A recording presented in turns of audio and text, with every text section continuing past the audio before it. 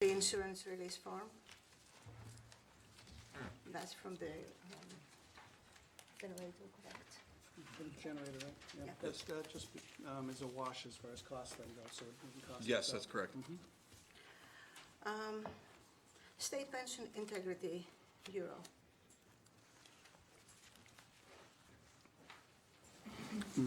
And finally, approval of abstract number 5 and 18. Now, fire hall improvement project.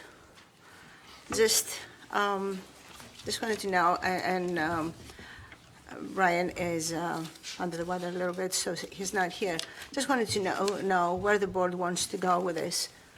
You remember we had the meeting, very expensive as this right now, kept becoming more expensive.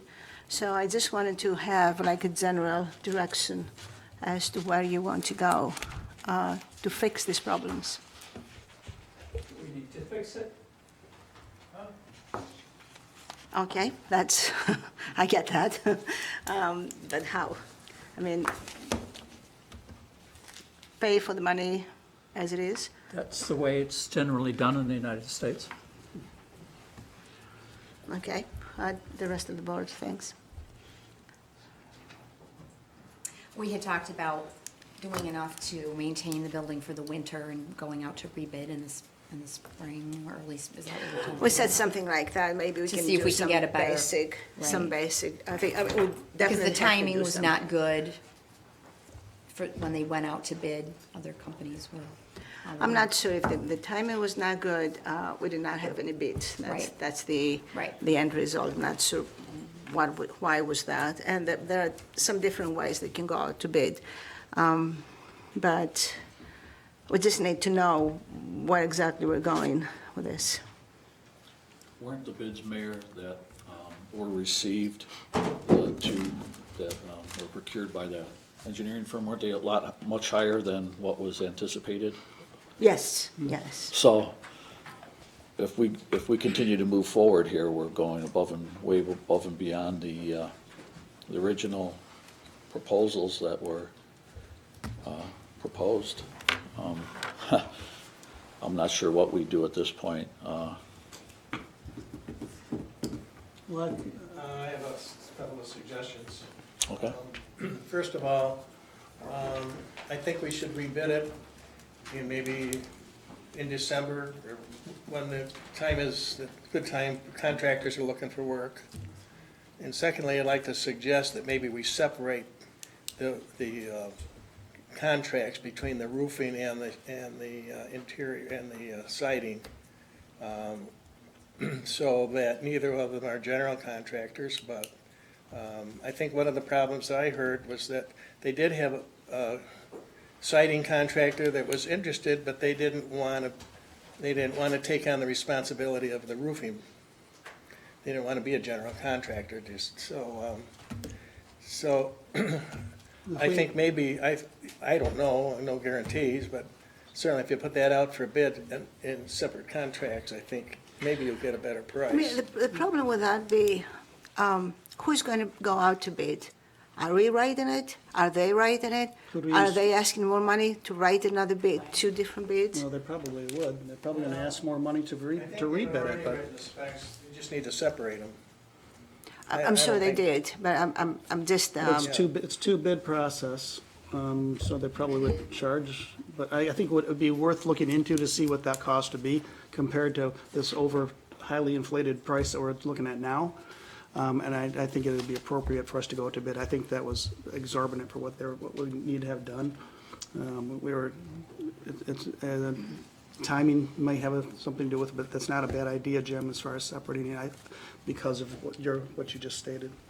another problem is that I don't think the bids were written totally correctly, because all of a sudden there are other charges there that we didn't know from before. Right. And this is one, and then there is another one, and then the secretary is going to send for another one. So, I mean, that's another problem as to when they go out to bid. I'd like to know one number. Do we currently have all that information, that most up to date? up to date, up to the last time we talked. Yeah, we should Okay, have we should have copies all of the the up-to-date. bids that were submitted, and what the engineer spec'd, Okay. so. Is there publications, somebody spoke of publications to be able to advertise the project in, that was probably not previously done or something? I don't know who would be doing that, but whomever is, could they do that as well? They did, Okay, they did. they did.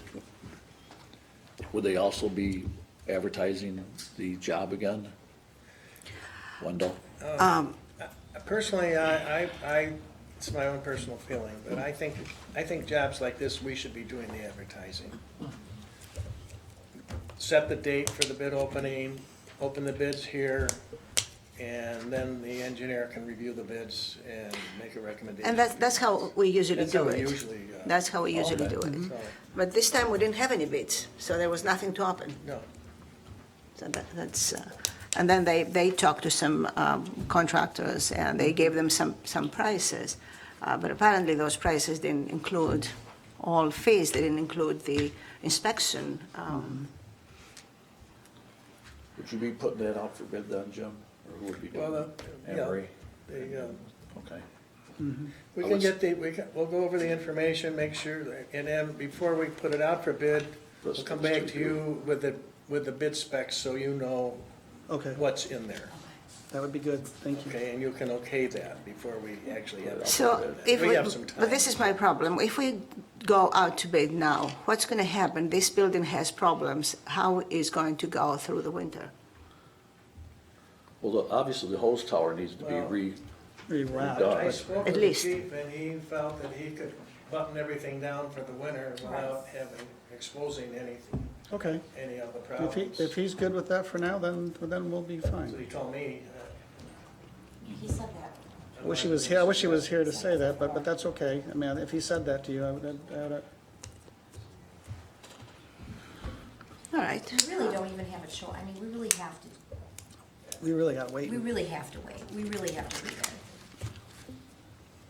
I agree. in my opinion. all right, that's fine, I just wanted a general direction, so I guess I'll talk to them again, and I'll talk to Ryan to see where we wanna go. Yeah.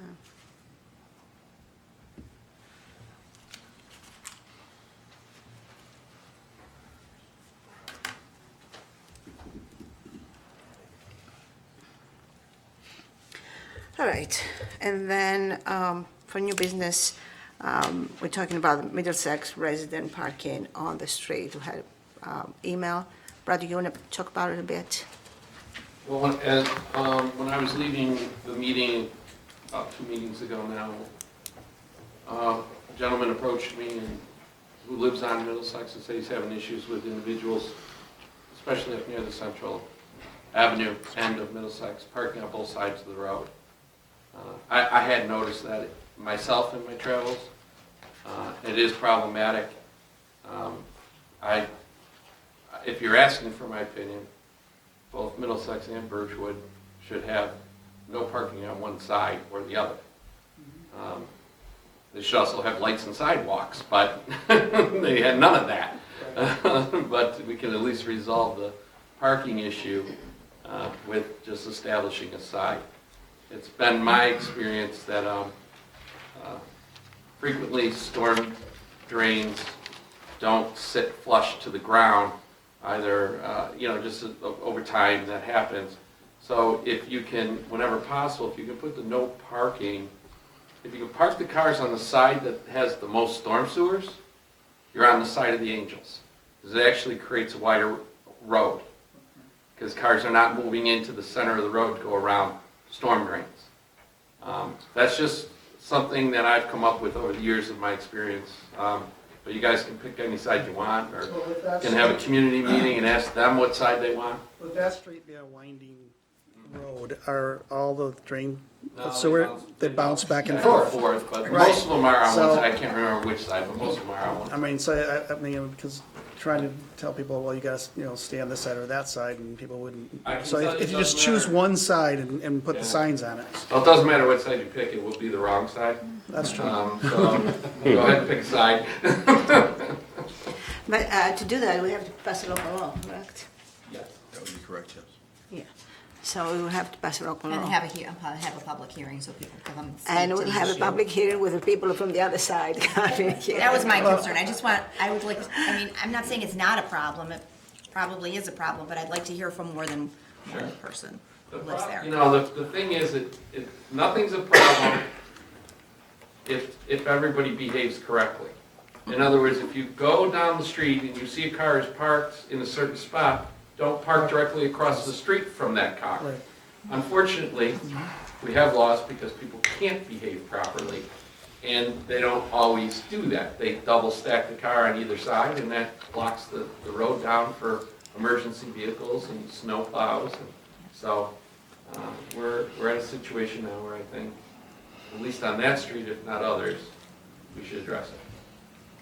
Chief, why is there so much parking on the street? Isn't there enough off-street parking for the residences there? You And know, the apartments and that? I'm gonna suggest that there isn't, and no one really likes to park on a road unless they have to. So I'm guessing that the parking lots, in the past, everybody had enough off-street parking. They could get into those lots. This is occurring up near the townhouses, the apartment strips, not further down where the housing becomes individual residences. And I suspect that there isn't enough back there, but I haven't driven back there to see that for sure. But, listen, I'm amazed, if you're a college kid, you have a car. I mean, that's just the way it is. If you're a college kid, you have a car. And a lot of that housing up there is college housing now. Historically, it wasn't. It's transitioned into college housing, so there's multiple cars on that street now. But I think if everybody squeezed in, you could do it. I think they could all park, but rather than get in there and get nicked and bumped and scratched up trying to get in and out, they just park on the road. In the winter, in November, this goes away. Overnight goes away. Because in November, they have to all be off the street at night. So if they're able to do it in November, why aren't they able to do it now? You know what I'm saying? No, I do, and I don't know why. Because there's nothing that says they can't. That's why. So they just do it. So what do you want to do?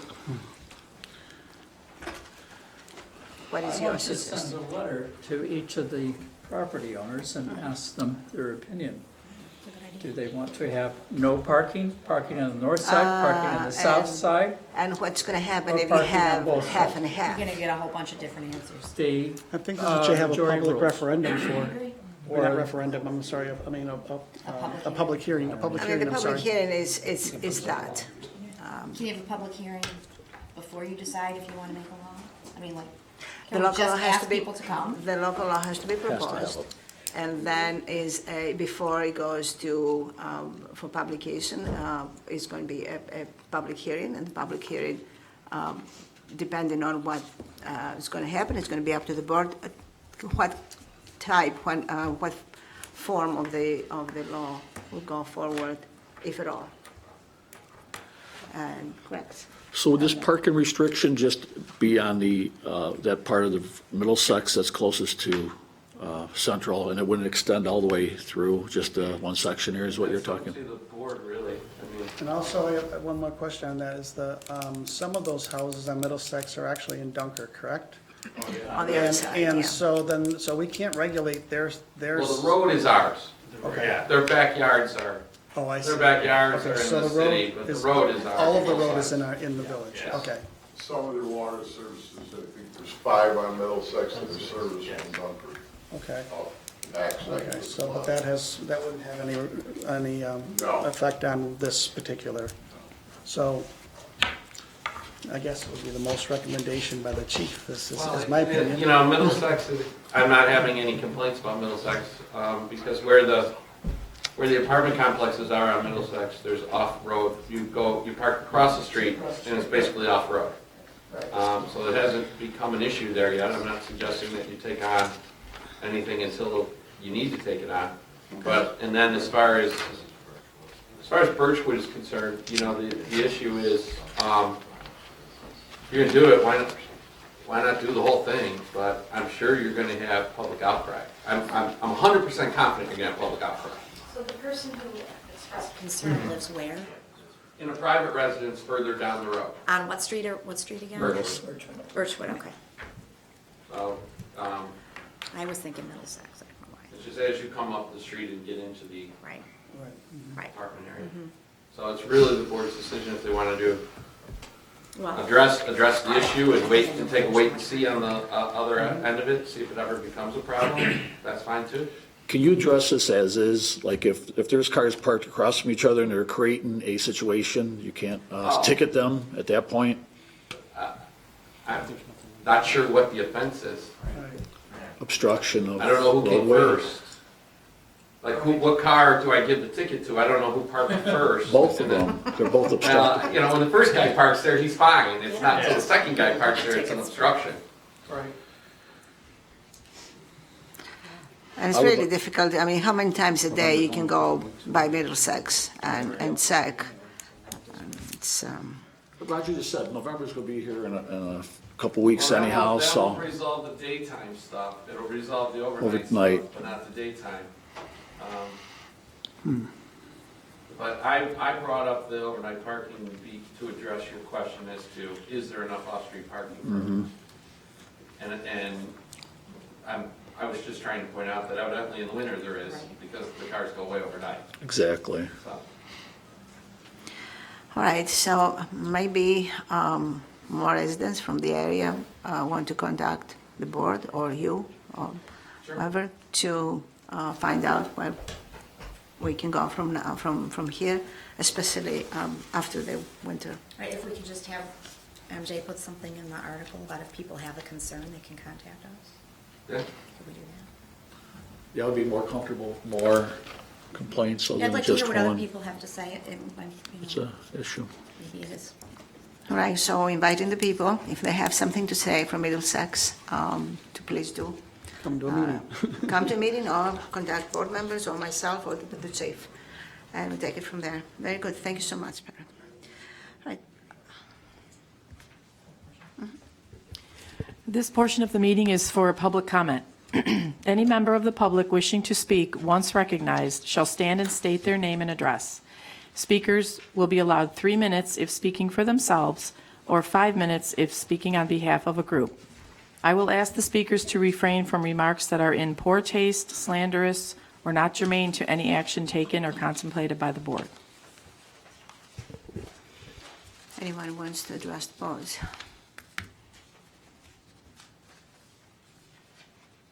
All right, so I close the public portion. And for my report, I have good news. First of all, the welding is all done at the railing at the East Municipal parking lot, correct? So that's done and the situation is resolved. Number two, striping. Many people are asking about the striping at Central Avenue. We were very lucky. I contacted the county, and they were very accommodating. So we have now striping that is going to start very, very soon, actually. I saw some markings there today. Yeah, the survey crew came out today to do the proper layout, and the county is planning to strike ASAP. They said as early as this week, if not this week, they'll hopefully get it done by next week. And that's going to be nice because it's connected to Dunkirk and we go as a whole. So I want to thank the county for that and everybody who is involved. That's great cooperation. I also want to thank Mayor Rosas and the City of Dunkirk for lending us the basket truck. We needed it. I called. They were very accommodating. Again, they gave us a truck and we took down the plants and the flags. And now we're down, so that's a good thing too. And lastly, today I had lunch with President Hefner at the college, and along with Mayor Rosas, And it was a really nice, open, and very informative and friendly discussion as to how we move forward as three communities, really, together, and some plans.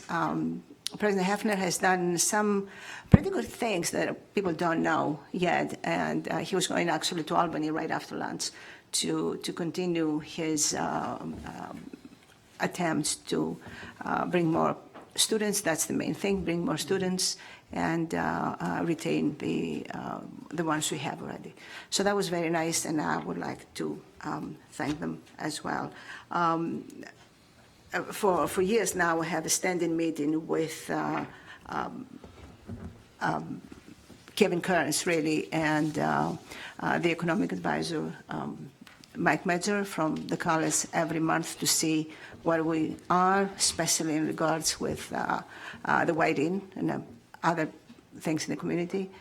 Unfortunately, this has stopped now because Kevin is being appointed as interim provost. But after today's conversation, I feel that we can start again very soon. So that's my report. Trustee Christina. Trustee Linden. I have no report. Trustee Asak. I have no report. Trustee Bridge. For my report tonight, I was just going to give a small history lesson on the village of Fredonia. I received an email from my father, and attached was a copy of a resolution passed on October 19th, 1900. This was my great-great-great-uncle, which is Charles Mark. And this happens to be the 119th year of the fountains being placed in the village of Fredonia. So I just thought, last Saturday, marking the anniversary, my dad sent me this information, and I thought I would share it with the board and the public. A special meeting of the Board of Trustees of the Village of Fredonia was held in the Trustees Room Friday evening, October 19th, 1900. President John Warren, Madam Edmund Wilson, trustees. The following communication was read. Fredonia, New York, October 17th, 1900. Kind of fascinating, we're sitting in the same room 119 years ago tonight. Dear Sir, I desire to present to the Village of Fredonia 2 fountains and erect the same in the village parks, with coping for basins and with 8 vases for flowers to be placed on the coping of each fountain. The complete fountains to be of the list cost of $2,200 upon the following condition. Number 1, the base of each fountain there shall be inscribed Mark Fountains. Number 2, the village shall construct foundations and basins in proper form and construction for placing fountains and coping. Number 3, the village shall keep the fountains in repair and painted a coat of bronze each year. Number 4, the village shall furnish sufficient water to, spelled wrong, make a good display during the summer. You will please bring this proposed gift to the attention of the village trustees, and upon acceptance by the village, I will be pleased to proceed with the erection of the following fountains. Very respectfully yours, Charles L. Mark. The resolution was read by Wilson that the gift of Charles L. Mark of 2 fountains to the village of Fredonia be accepted upon the term and conditions named by Mr. Mark, and that the thanks of the village shall be tendered to him for his magnificent gift. Adopted. Just a brief history lesson of some of the things that happened in our village over 119 years ago. That's all I have tonight. That's great. Trustee Vice. Yes. I've distributed an editorial from the current issue of Science magazine written by Ian Boyd. He contends that there are not enough scientists engaged in politics. And he asks in his editorial for scientists to turn out, to participate, to carry on a reasoned discussion among legislators. Thank you. Good. Very good. Very good. Thank you very much. All right, and moving along, we're going to reports. A report from the Village of Fredonia Justice Court for the month of September 2019. Number of cases closed, vehicle and traffic 47, criminal 28, village ordinances 14, Civil cases 3, ABC laws 5, for a total of 97 cases. Total fines and surcharges, $6,528. Parking tickets, $1,455, for a total of $7,983. That's all for reports this evening. Thank you very much. Correspondence was received from Mr. John Christopher Dean, Chief Electrical Inspector, Chairman of the Village Fredonia Electrical Board, requesting the appointment of Mr. Daniel Tolberg to the Electrical Board and fill a vacant position. Be it resolved that Mr. Daniel Tilburg, 104 Madison Street, Fredonia, New York, is hereby appointed to the Electrical License Board of Examiners of the Village of Fredonia to serve a 3-year term effective immediately. I second the resolution. Trustee Christina? Yes. Trustee Linden? Aye. Trustee Essek? Yes. Trustee Briggs? Yes. Trustee Barris? Aye. Whereas there was a typographical error in the October 17th resolution for the appointment of Tyler Bales as a full-time firefighter/medic, be it resolved that the correct rate of pay for Tyler Bales shall be at a rate of $22.45 per hour. I second the resolution. Trustee Christina? Yes. Trustee Linden? Aye. Trustee Essek? Yes. Trustee Briggs? Yes. Trustee Barris? Aye. Whereas firefighter Alex Hallberg has resigned effective October 26, 2019, now therefore be it resolved that Alex Hallberg is hereby appointed a part-time firefighter medic with the Village of Fredonia effective October 28, 2019, at a rate of $15 per hour, with no other benefits, in compliance with all applicable civil service rules and regulations. I second resolution. Trustee Christina? Yes. Trustee Linden? Aye. Trustee Essek? Yes. Trustee Briggs? Aye. Trustee Barris? Aye. Be it resolved that Mark Rayner, 47 New York Avenue, Dunkirk, is hereby hired as part-time to work with the Department of Public Works at an hourly rate of pay of $11.10 effective November 12, 2019, subject to civil service rules and regulations, and with no other benefits to be given. I second the resolution. Trustee Christina? Yes. Trustee Linden? Aye. Trustee Essek? Yes. Trustee Briggs? Aye. Trustee Barris? Aye. Whereas the Village of Fredonia has been offered an insurance settlement in the amount of $5,800 for the loss which occurred on or about March 1st, 2019, and whereas the offered settlement is reasonable for the loss sustained by the village as it covers the cost of repairs. Therefore, be it resolved, the mayor is hereby authorized and directed to execute all necessary documents accepting the insurance settlement. And be it further resolved that the proceeds of the insurance settlement be used to pay the attached BECC Electric purchase order in the amount of $5,800 for repairs performed due to the loss. I second the resolution. Trustee Christina? Yes. Trustee Linden? Aye. Trustee Essek? Yes. Trustee Briggs? Aye. Trustee Barris? Aye. Whereas, in order to update their records, the New York State and local retirement system is requiring the village to pass a standard workday and reporting resolution for certain elected and appointed officials. Therefore, be it resolved, the Fredonia Village Board hereby passes the attached resolution, and be it further resolved, the board directs that the resolution be publicly posted on the village bulletin board for a period of 30 days and be filed with the New York State and local retirement system. I second the resolution. Trustee Christina? Yes. Trustee Linden? Aye. Trustee Essek? Yes. Trustee Briggs? Aye. Trustee Barris? Aye. Be resolved that the regular and overtime payrolls of various village departments and bills approved by the Finance Committee and set forth in abstract number 518, approved and directed paid. I second the resolution. Trustee Christina? Yes. Trustee Linden? Aye. Trustee Essek? Yes. Trustee Briggs? Yes. Trustee Barris? Aye. I move that we adjourn. Second that motion. Trustee Christina? Yes. Trustee Linden? Aye. Trustee Essek? Yes. Trustee Briggs? Yes. Trustee Barris? Aye.